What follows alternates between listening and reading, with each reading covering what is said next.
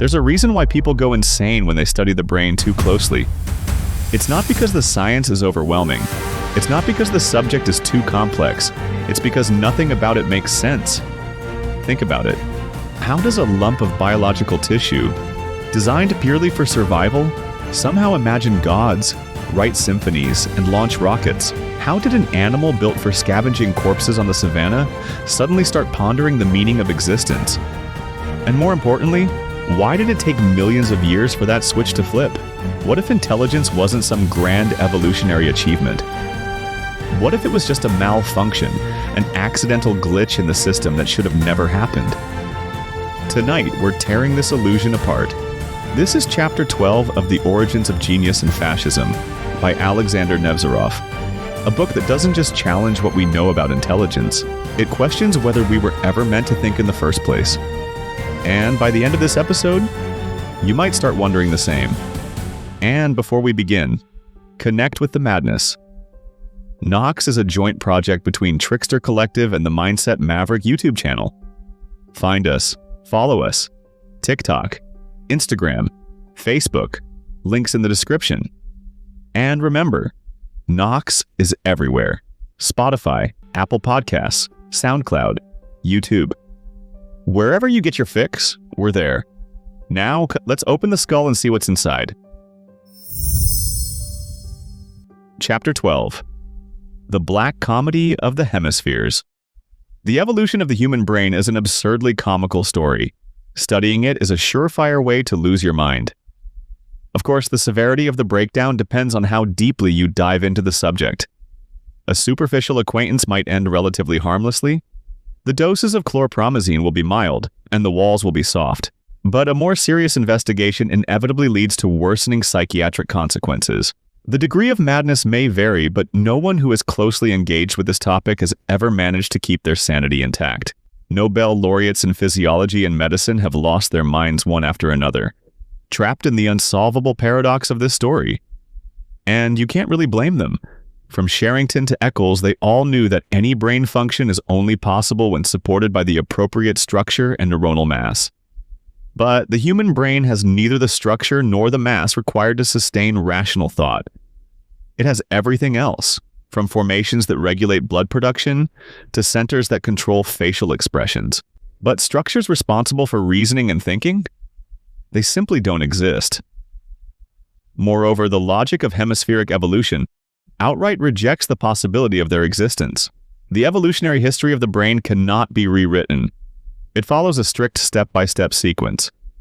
A new brain structure only emerges to serve a new function, and it works exclusively for that function. But the need for reason came far too late.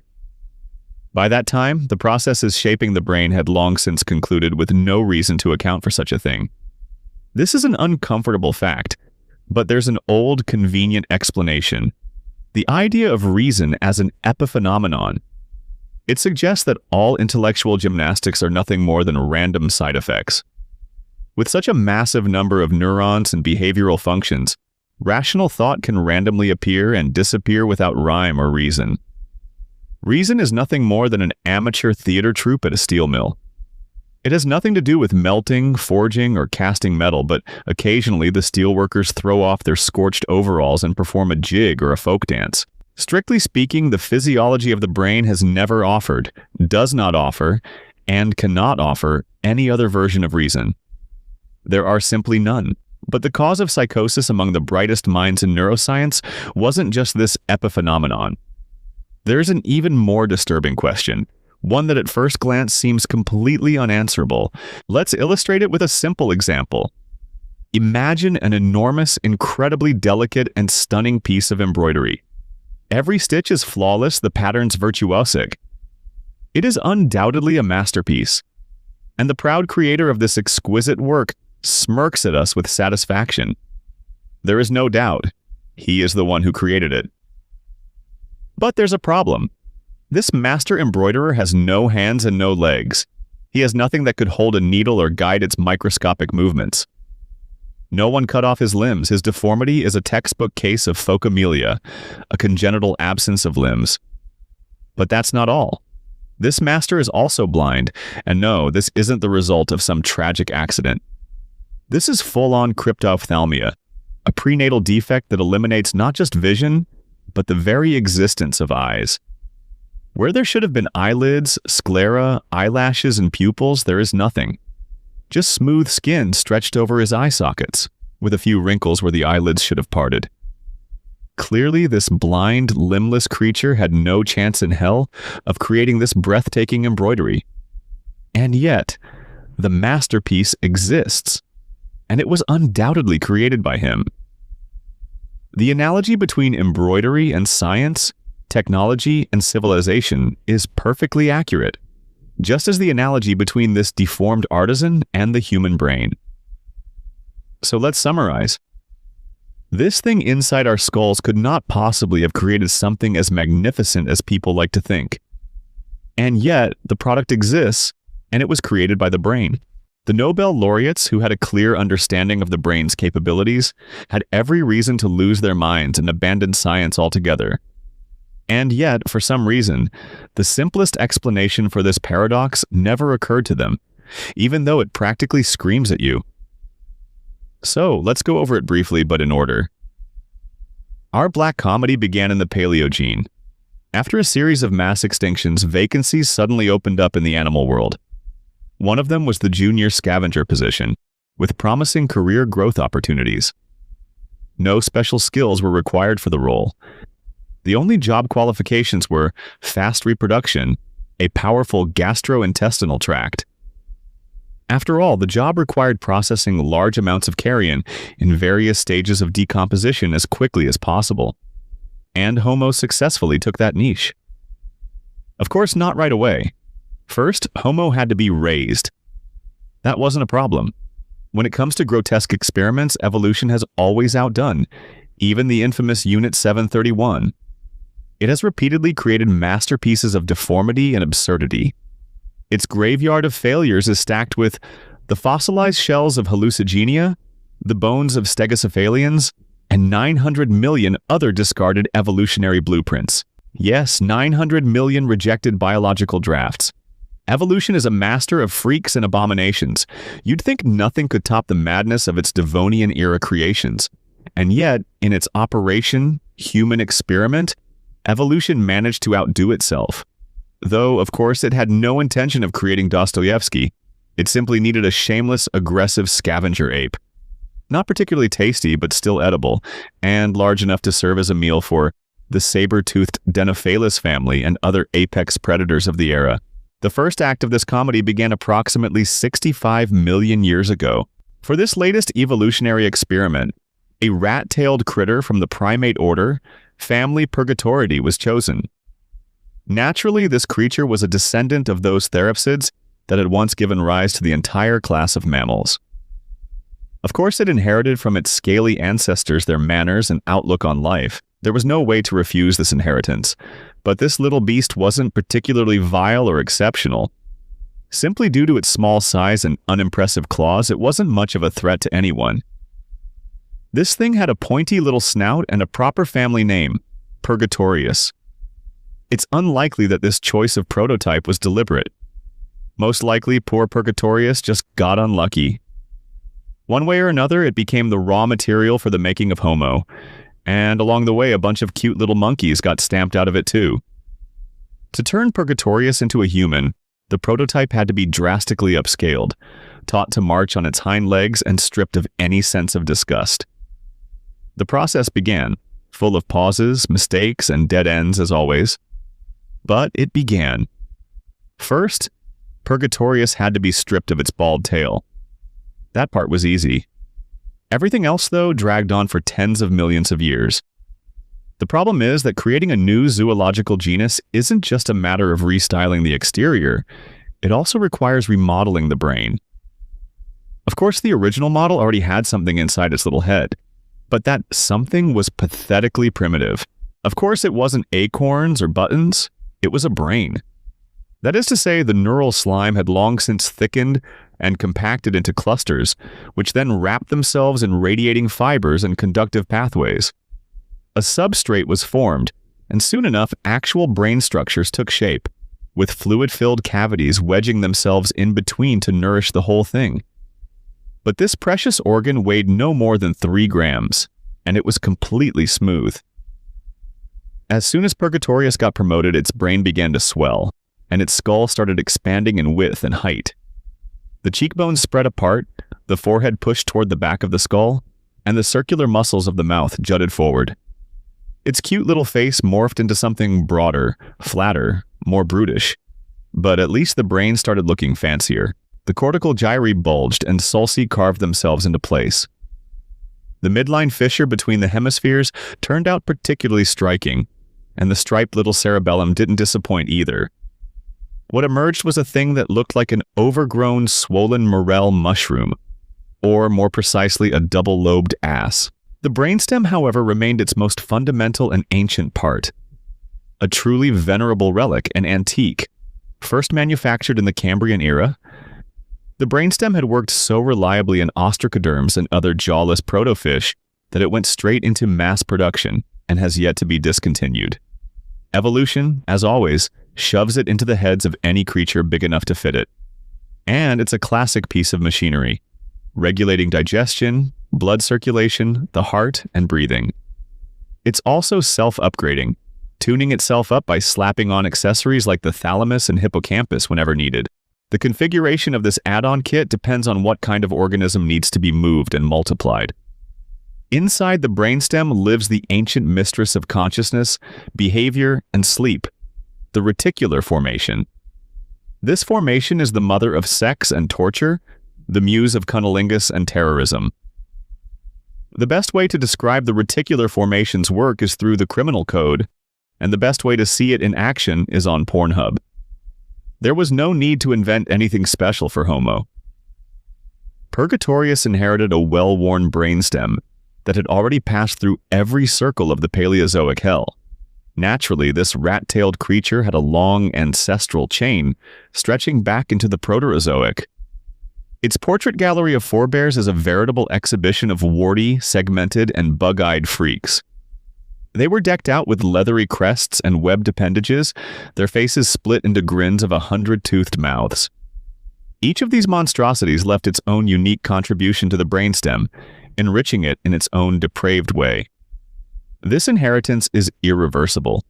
The brainstem and its structure are nothing more than the neural materialization of an ancestral chain's lived experience. Yes, this experience is horrific and profoundly immoral, but there's nothing to be done about it.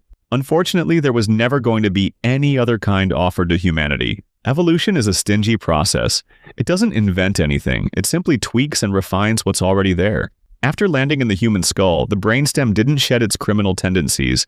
It simply bulked up a little and armed itself with the necessary toolkit to manage the fickle body of a primate. So there you have it. Homo wasn't built for speed, strength, or strategy. It was slow, pathetic, and barely edible. And yet, it survived. Not because it was special, but because evolution is indifferent. And now, this is where we pause. If you've been with us before, you know the tradition. Every episode, we take a moment to step back, to let the weight of what we've read settle in.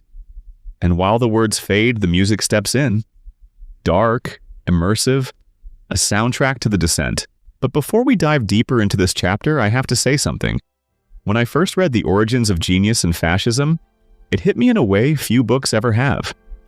The raw honesty, the brutal clarity, I knew I couldn't keep it to myself.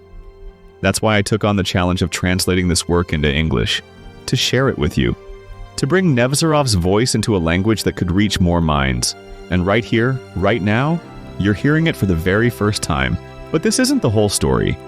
If you've got questions, if you're wondering what it all means, stay tuned. I'm working on a parallel podcast where we'll break down these ideas together. We'll dig into the questions that keep you up at night, and when it launches, you'll be the first to know. And now the tradition continues. Every episode I handpick a track that fits the atmosphere of Nox, a track that doesn't just fill the silence, it amplifies the descent. So while you're listening, make sure you're connected. Find us on TikTok, Instagram, Facebook. All links are in the description. And remember, Nox is everywhere. Spotify, Apple Podcasts, SoundCloud, YouTube. Wherever you listen, we're there. Now let this one hit you. Take it in. We'll be back in a few minutes to continue Chapter 12. But for now, enjoy the sound.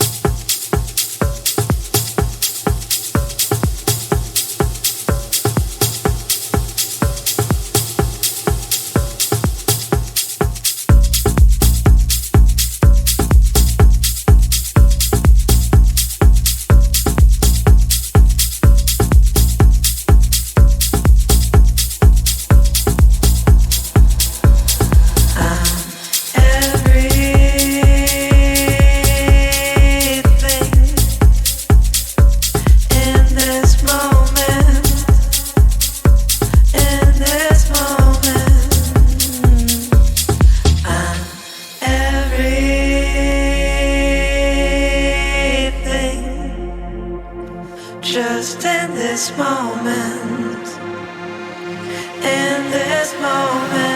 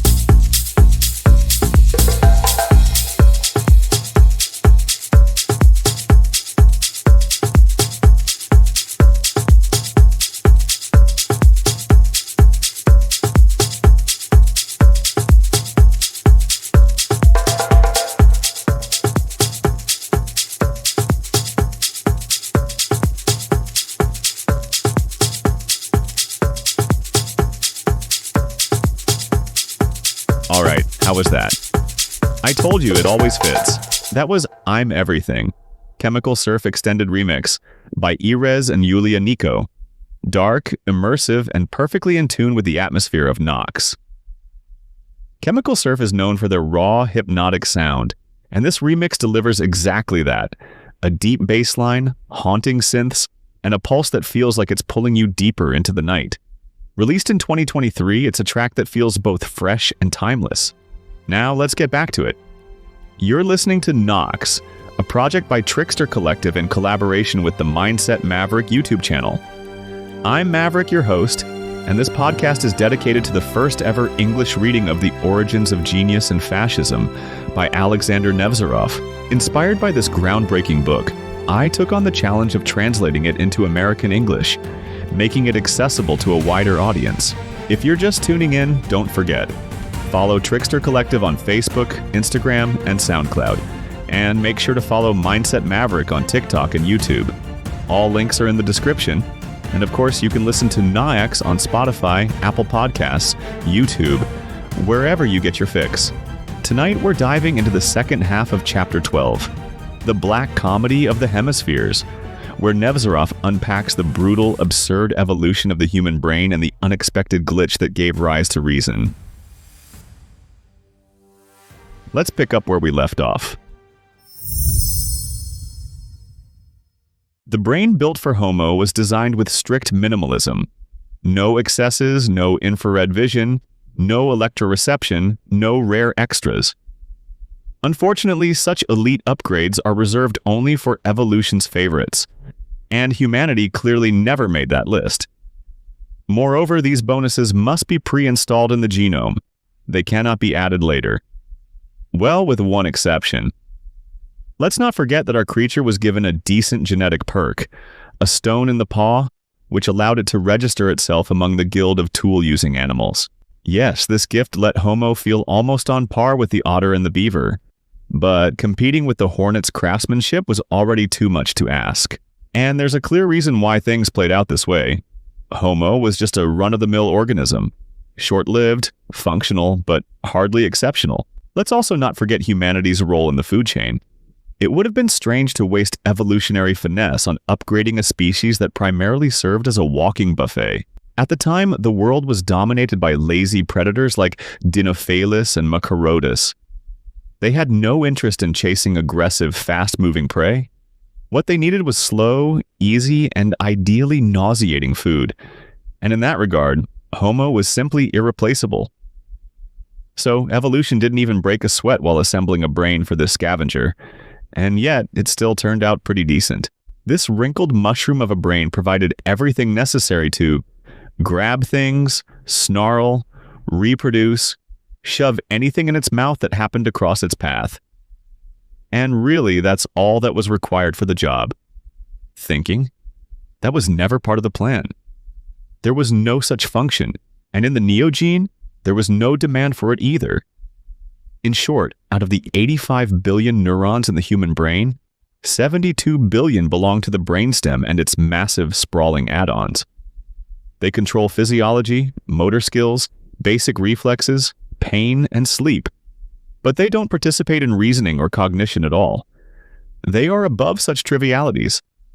Oh sure, they manage reactions, orientation, decision-making, memory, reflexes, communication, and aggression.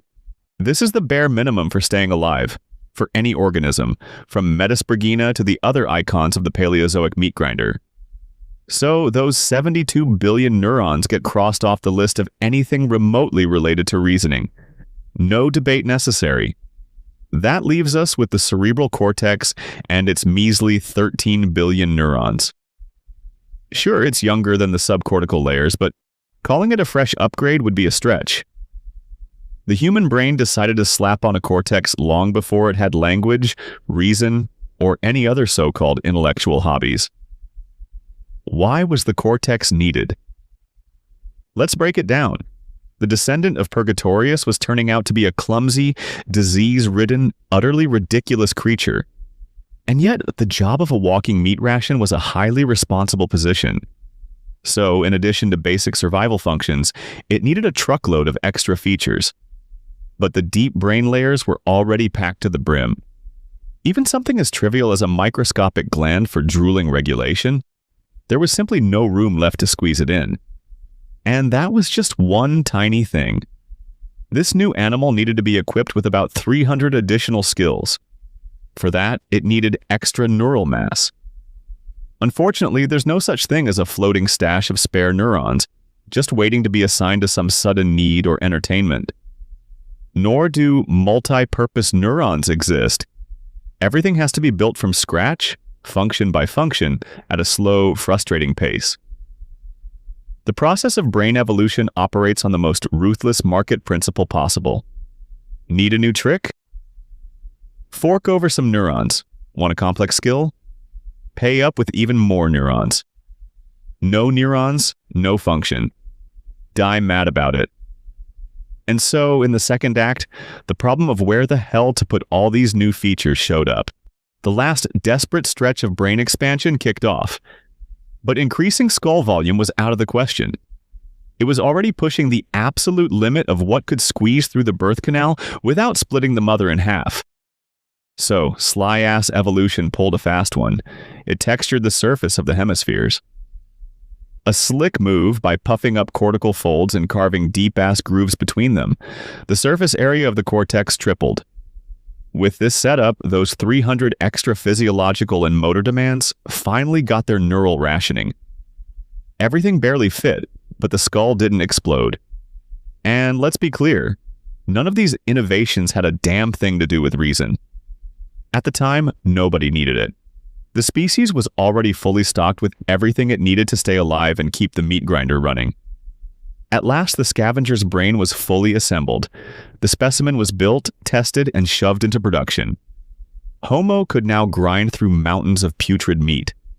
And in all of its spare time, it dedicated itself to unrestricted, mindless fucking. This 1.5 million-year joyride was probably the happiest goddamn era in all of human history. For all we know, this might have been the real Eden, the primal paradise that religion still gets misty-eyed about. Of course, Homo occasionally found itself in someone else's digestive tract, but that was just the way things worked, and nobody saw it as a tragedy. Especially since there was always a little something left over from the saber-toothed predator's banquet for the dearly departed's friends and family. At the very least, Homo never thought about a career change. It never chased a promotion. It was perfectly content. It gave a grand total of 0 shits about anything. Even if some regions of the brain back then were a bit poorer in neurons than they are today, that still wouldn't explain what happened. Or rather, what didn't happen. Even in a downgraded version, that brain would have been more than capable of noticing the corrosiveness of acids, the flammability of oil, or the malleability of gold. And once something is noticed, it inevitably gets used. Maybe clumsily at first, but in a way that would inevitably snowball into progress. But that never happened. Not for an absurdly long time. Let me remind you, the Pliocene-Pleistocene world was a never-ending open-air warehouse of raw materials for every craft and technology imaginable. Right under their feet they had malleable iron meteorites, native gold veins, bismuth, mercury, and aluminosilicates. Cliffs and geological outcrops were stuffed to the brim with coal, belemnites, and giant megalodon teeth. Caves were packed with stalactites, crystals, and metal ores, while volcanic craters overflowed with pooled copper, iron, lead, glass, asphalt, and sulfur. Gas, oil, acids, and scalding hot water poured from fault lines. Forests provided resins, wax, oils, adhesives, and raw rubber animal carcasses, nerves, tendons, skin, and hair. Any creature even remotely capable of forming a basic cause and effect relationship would have latched onto at least one of these resources. And one discovery would have led to another, slowly pulling the creature off its orbit of animalistic perceptions and nudging it towards something just a little more complex. But it never happened. The next logical step would have been craftsmanship, then the formation of guilds, and within a few thousand years, Homo could have been cruising to the nearest carcass in a Porsche. The properties of materials and liquids were painfully obvious. All it took to exploit them was the ability to form the simplest logical chain, And, of course, curiosity, the engine that could have pushed thought forward, linking conclusions together. But for millions of years, the pack scavenger let its vacant stare drift over minerals and metals without a flicker of interest. It noticed nothing. It grumbled and mumbled, dragging around the stone that its genome had glued to its paw. It didn't give a damn about glass or oil. It shat on exposed veins of gold, and it picked apart rotting flesh on meteorites without sparing a thought for the iron beneath its claws. At first glance, this absurdly prolonged blindness defies explanation. One might even fall for the illusion that this ancient brain had nothing in common with the brain of modern, but that's not the case. 2 million years did nothing to alter the fundamental architecture of the hemispheres. There were some minor increases in size in certain areas, but the principles of neuronal function, connections, reactions, and reflexes in the Pleistocene were exactly the same as they are today. The evolutionary history of Homo leaves no doubt. Schrödinger's hemispheres are nothing more than a direct continuation of the pack scavenger's Pliocene brain. Let me repeat.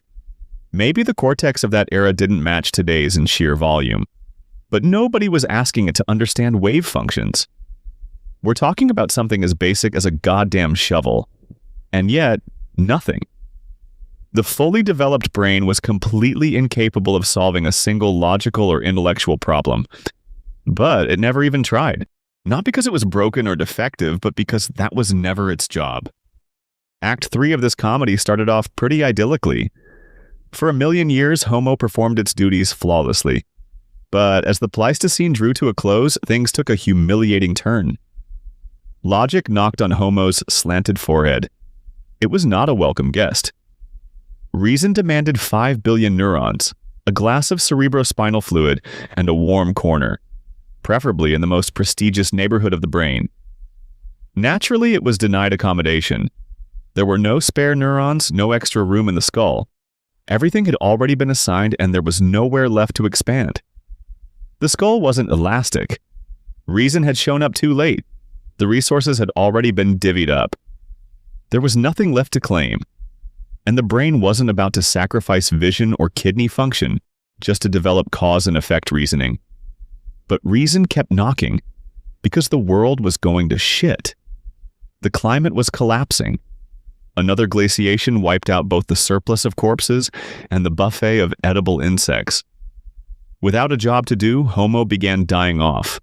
Primitive invention became its last hope for survival, and reason was the only thing that could make it happen. With all proper escape routes exhausted, evolution took a desperate gamble.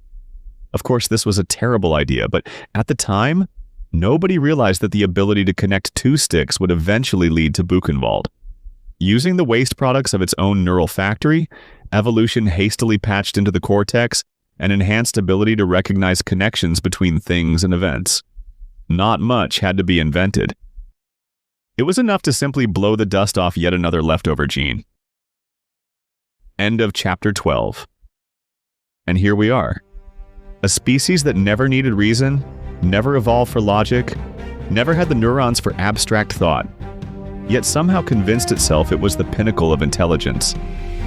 A scavenger ape that spent millions of years mindlessly tearing flesh from bone.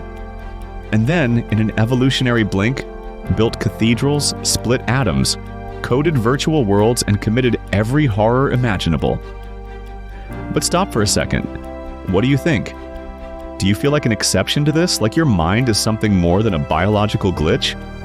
Or does this realization make you uncomfortable? Because here's the real question, not just why intelligence happened, but was it a mistake? If rational thought was never meant to exist, then what the hell are we doing here? This was chapter 12 of The Origins of Genius and Fascism by Alexander Nevzorov, a book that doesn't just challenge human intelligence, it questions whether we should have ever had it at all. Here in Nox, we strip the myths away. This is the first time this text has ever been translated into English. But this isn't just a reading. This is an autopsy. And I want to hear your thoughts. Was Nevzorov right? Is all of this just an accident? A malfunction? Drop a comment anywhere. On YouTube, on Instagram, on TikTok, wherever you're listening. Let's see if anyone has an answer, because because we're not done. The real discussions, the deep breakdowns, those are coming in a parallel podcast, and when it drops, you'll be the first to know. Until then, subscribe. You can find Knox on Spotify, Apple Podcasts, YouTube, wherever you listen. Follow us on TikTok, Instagram, Facebook. Links are in the description. Next episode drops in a week. Until then, question everything, doubt relentlessly, and never let the lies lull you to sleep. Stay sharp, stay awake, and remember, in night we trust.